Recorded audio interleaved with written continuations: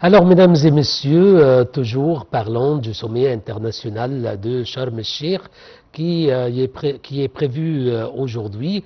Nous avons le plaisir d'avoir en ligne Madame Abir Talib, qui est rédactrice en chef adjointe à Al-Ahram Hebdo. Madame Abir Talib, bonjour. Bonjour. Alors, Madame Abir Talib, Je voulais juste préciser d'abord que je suis vice-directeur de rédaction et chef de la rubrique internationale. pardon, vice? Vice-directeur de rédaction. OK. Alors, Madame Abir Talib, je vous remercie au début d'être parmi nous aujourd'hui dans cette date qui est vraiment distinguée, une date très importante puisque nous accueillons sur les terres égyptiennes un tel sommet très important qui mettra fin à la guerre à Gaza. Alors, qu'est-ce que pouvez-vous nous dire, qu'est-ce que vous avez écrit en ce sance? Écoutez, d'abord, c'est une journée très symbolique aujourd'hui, c'est une journée très particulière. C'est clair que, il y a le sommet qui est attendu dans les heures à venir à Sharm el-Sheikh, auquel participent une vingtaine de dirigeants du monde, ce qui est en soi d'une grande importance. C'est un sommet sur la paix. Il y a aussi aujourd'hui la libération des otages qui a eu lieu et la libération de prisonniers palestiniens, l'échange de prisonniers. Bien sûr, tous les prisonniers n'ont pas été libérés. Tous les prisonniers palestiniens ne sont pas libérés, mais il y a quand même un nombre important. Donc c'est une journée qui est très très symbolique et tout s'est passé très vite au cours des derniers jours. Maintenant, il y a cette euphorie qui tourne autour de cette journée, du cessez-le-feu, qui est quand même un pas remarquable, avec des efforts des négociateurs égyptiens, qataris, de la Turquie également, qui a joint les négociateurs pour faire pression sur le Hamas. Il y a bien sûr le rôle du président américain, Donald Trump, qui a exercé une pression énorme sur Netanyahu pour qu'il accepte le plan de paix. Donc tout cela est très important. On a un cessez-le-feu qui est acté. On a une libération des otages qui est actée. La libération des otages, c'est très important parce que c'est le prétexte numéro 1 avancé par Netanyahou dans la guerre. Donc si jamais Israël reprend sa guerre ou recommence à bombarder, il sera vraiment sous le feu des critiques parce que la libération des otages a été actée. On a le sommet d'aujourd'hui qui est un sommet qui porte énormément de symboles avec la présence de tous ces chefs d'État, qui est co-présidé par le président Sisi et le président américain. Mais on a également beaucoup d'interrogations sur l'avenir parce que jusqu'à présent, tout ce qui s'est passé est très bien, mais il faudra que cette paix soit concrétisée, que ce soit pas juste un pas qui est surmédiatisé, alors qu'il y a beaucoup d'obstacles qui risquent de ressurgir. On a un territoire qui est anéanti, détruit à plus de 80%, 90% des bâtiments ont été détruits. À Gaza, 80% de l'infrastructure a été détruite. On a une reconstruction qui s'avère comme un projet titanesque. Et on a encore des questions qui restent en suspens pour qu'on arrive à une paix globale. Madame Abir Talib, de votre point de vue, après l'accord, à la suite de cet accord qui sera stimulé aujourd'hui, alors quel sera le rôle des pays médiateurs en ce qui concerne le secteur de la bande de Gaza? Les pays médiateurs, ils ont un rôle important dans la pression qu'ils exercent sur les parties qui sont en conflit.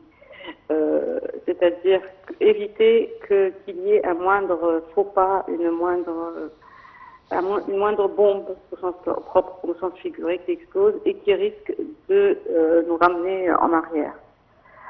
Maintenant, il y a beaucoup d'interrogations sur, il y a des choses qui restent à régler, le rôle du Hamas, le désarmement, ça c'est une question très importante qui n'a pas encore été réglée. Le conseil de paix qui a été proposé par Trump, qui préside lui-même, il y a beaucoup d'interrogations aussi sur le rôle de Tony Blair, qui n'est pas très bien vu dans la région. La gestion de Gaza, en ce moment, on est en train de procéder par le pas par pas. Donc le pas numéro un, qui était la priorité numéro un, c'était l'arrêt de la guerre. Ça a été fait. Maintenant, il faut réfléchir à ce qui va venir après, et le rôle des médiateurs ne s'est pas arrêté avec la signature du cessez-le-feu. Le rôle des médiateurs va continuer pour que la paix soit consolidée sur le terrain.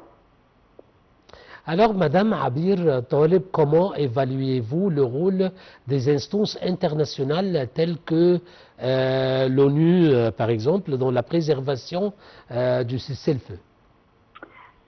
Pour le moment, l'ONU n'a pas joué un rôle très grand dans tout ce qui s'est passé. C'est le président américain qui, par la pression qu'il a exercée sur Trump, sur Netanyahu, je veux dire, et le rôle des médiateurs, par la pression qu'ils ont exercée sur Hamas, c'est grâce à ça qu'on est parvenu au cessez-le-feu. L'ONU n'a pas eu un grand rôle. Par contre, l'ONU peut avoir un rôle très important à travers l'UNRWA dans la période à venir pour ce qui est des choses concrètes à Gaza. Gaza, c'est un territoire complètement détruit aujourd'hui. L'acheminement de l'aide, la reconstruction des écoles, tout ça, les organisations qui dépendent de l'ONU, comme l'UNRWA, peuvent avoir un rôle important dans la période à venir. Madame Abir Talib, une dernière question concernant la reconstruction de Gaza. Toujours, c'est l'après-accord. L'Allemagne a demandé d'organiser une conférence internationale avec l'Égypte pour discuter et demander des fonds des pays, l'implication des autres pays pour la reconstruction de Gaza. Comment avez-vous vu cette intervention allemande? Écoutez, l'intervention allemande est louable parce que de toutes les manières, il faut qu'il y ait un plan clair de reconstruction. Selon les chiffres avancés, je pense par l'ONU, il faut à peu près 53 milliards de dollars pour reconstruire Gaza, ce qui est énorme. C'est un champ titanesque. Donc il faut vraiment, c'est vrai, il faut une conférence, il faut voir d'où vont venir les fonds, qui va payer, comment cela va être organisé, parce qu'une fois que le cessez-le-feu est acté et que la paix est en train d'être consolidée, la reconstruction c'est une partie importante, très importante de la période à venir, qui va avec la consolidation de la paix en général, pas seulement du cessez-le-feu, parce que tout compte fait, une paix, une véritable paix, ça passe avant tout par l'objectif initial des Palestiniens, c'est-à-dire avoir un État palestinien. Donc la reconstruction aujourd'hui, c'est sûr, c'est clair, c'est important. Il faut commencer tout de suite. Il faut rechercher des fonds. Donc c'est pour ça qu'une conférence internationale est importante. Ensuite, pour avoir une paix définitive, on revient toujours à la question de départ et la solution à deux départ. Madame Abir Taleb, je vous remercie infiniment pour votre intervention effective et je vous souhaite une très très bonne journée. Merci à vous. Au Merci. revoir. Alors, mesdames et messieurs, de retour au studio et je vous laisse avec une petite pause.